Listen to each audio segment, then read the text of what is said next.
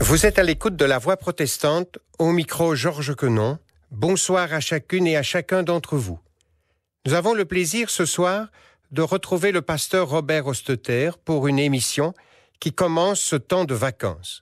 Lui qui aime lire, nous voudrions lui demander quelques idées de livres à mettre dans nos valises. Alors que nous entrons dans la période dite des grandes vacances, je vais vous présenter 3 livres, un petit viatique littéraire pour accompagner cette période de repos estival.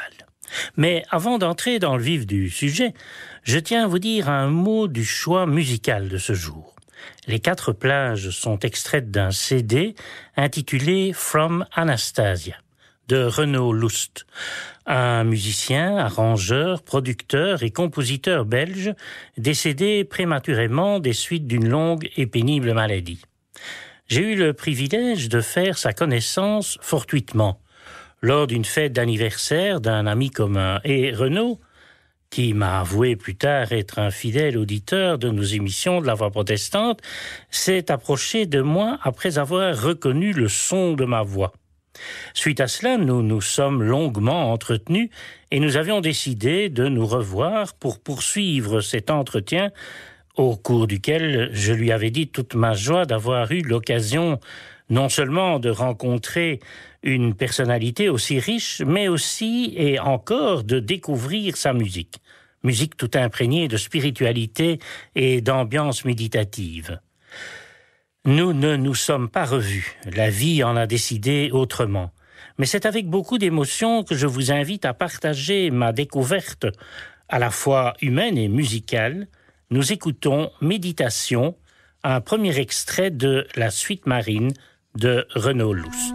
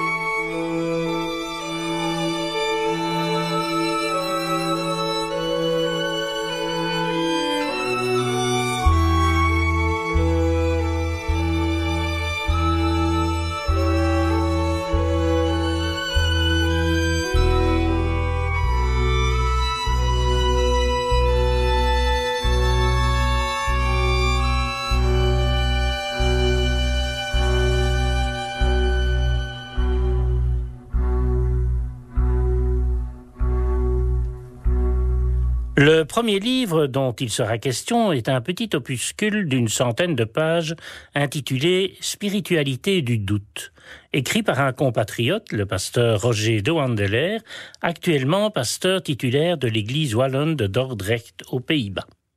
La thèse défendue par l'auteur est intéressante à plus d'un titre. En effet, il parie sur le fait que le doute aurait sa place dans une démarche de foi, un peu comme si le doute faisait partie des vertus théologales de la même façon que la foi, l'espérance et la charité. Pour l'auteur, le doute a sa place dans la modernité.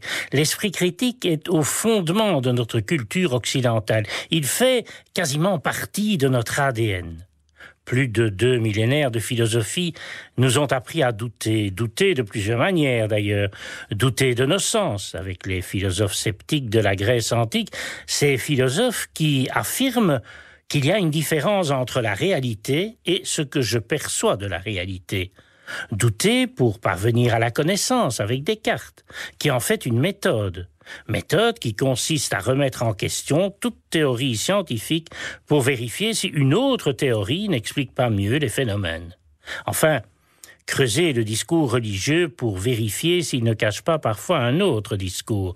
Par exemple, s'il ne sert pas quelquefois à justifier un système économique. Karl Marx notamment a fait cela. En quelque sorte, le doute est devenu une fonction noble. Ce n'est plus un péché comme par le passé.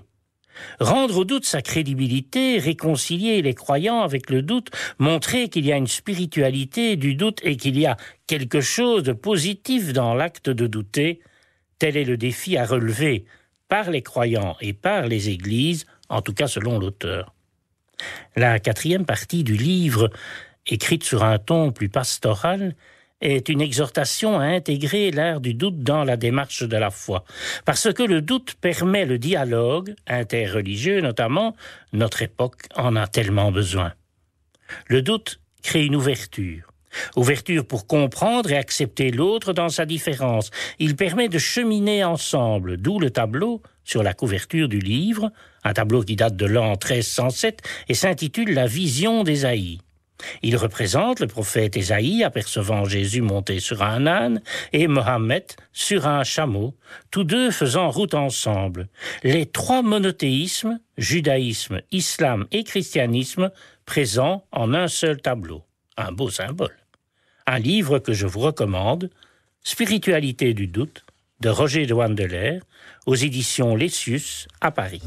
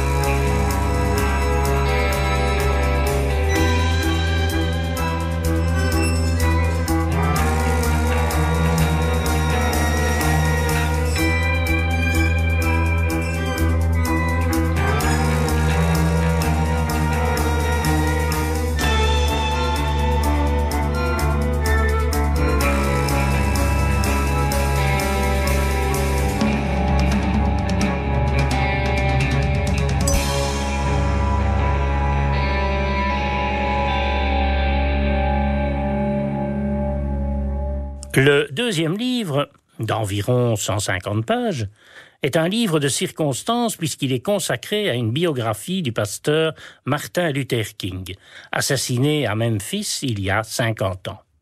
L'auteur de cette biographie, Martin Luther King, Une vie pour la non-violence évangélique, aux éditions Olivetan à Lyon, dans la série Figures protestantes, est le professeur Frédéric Regnon, professeur de philosophie de la religion à la faculté de théologie protestante de l'Université de Strasbourg. Certains et certaines d'entre vous ont peut-être la réaction « Encore un livre sur Martin Luther King ?»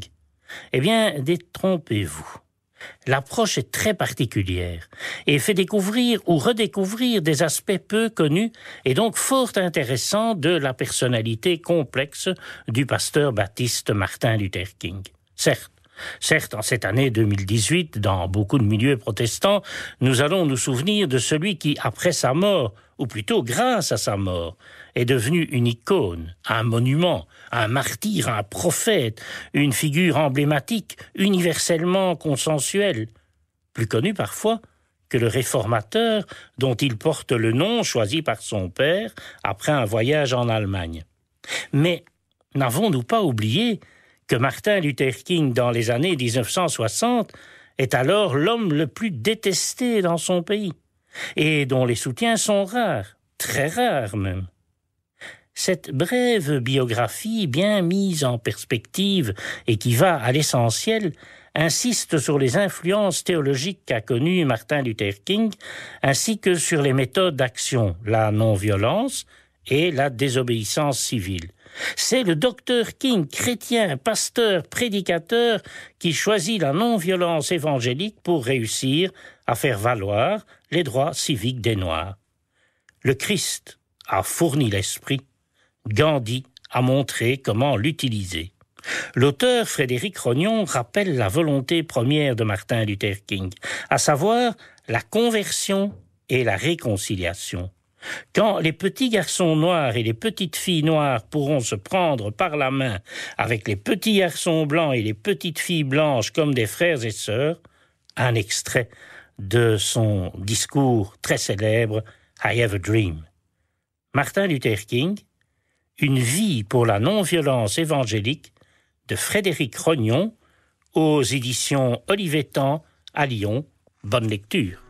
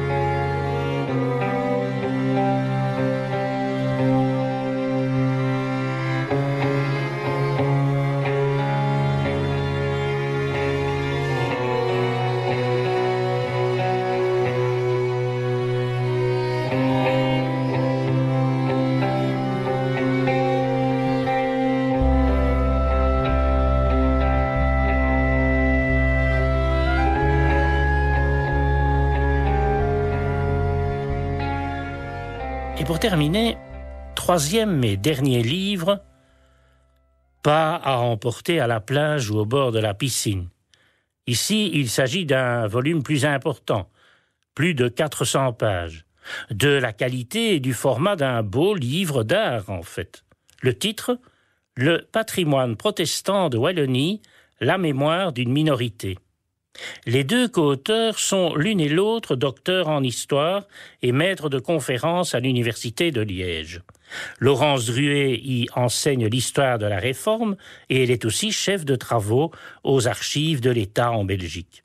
Julien Maquet est, quant à lui, responsable de la direction de la promotion du patrimoine à l'Agence wallonne du patrimoine et directeur de l'Archéoforum à Liège. C'est à ces différents titres que les deux co-auteurs ont mené le projet de cet ouvrage, coédité par l'Agence wallonne du patrimoine et par les Archives générales du Royaume. Ce livre est donc avant tout un travail d'historien, agrémenté d'éléments de sociologie et d'architecture. Comme nous avons eu le privilège de nous entretenir de ce magnifique ouvrage il y a quelques mois avec Laurence Druet, je n'attirerai votre attention que sur 2 points. Premier point, la qualité des notices historiques, qui expliquent et explicitent la place et l'influence non négligeable de la minorité protestante tout au long de l'histoire de la Belgique. Deuxième point, l'excellence du travail iconographique, tant au niveau du choix des illustrations qu'au niveau de la réalisation photographique de grande qualité, qui met en évidence la richesse et la diversité architecturale des temples protestants et des objets cultuels utilisés lors des célébrations. Un livre que je vous recommande chaudement et dont je suis certain qu'il vous aidera à mieux connaître la mosaïque protestante présente en Wallonie. Un livre à feuilleter et à découvrir par petites touches, surtout en cette période de repos estival. Petit rappel pratique, Le patrimoine protestant de Wallonie, la mémoire d'une minorité de Laurence Druet et Julien Maquet, édition Institut du patrimoine wallon et Archives générales du Royaume en 2017. Bonne lecture et très bonnes vacances à chacun et chacune d'entre vous. Si vous désirez recevoir le texte de cette émission avec le pasteur Robert Hostetter, contactez-nous à la radio-télévision protestante rue Brognier 44 à 1070 Bruxelles. Vous avez aussi la possibilité de consulter le site www.aprt.be. C'était La Voix protestante, je vous souhaite une très belle soirée et vous fixe rendez-vous à samedi prochain.